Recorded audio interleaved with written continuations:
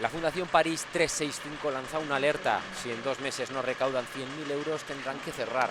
Es la cantidad de dinero que necesitan para solucionar sus problemas de tesorería y financiación. Estamos gastando el último cartucho, la última llamada para intentar que haya un apoyo de la ciudadanía, de instituciones y de tejido social de Navarra para intentar salir de esa situación. Entre la despensa y comedor, París 365 da de comer a 600 personas semanales. Para intentar dar continuidad al servicio, el propio patronato está realizando reajustes económicos, como el cierre de su servicio de viviendas y el despido de 6 de sus trabajadores.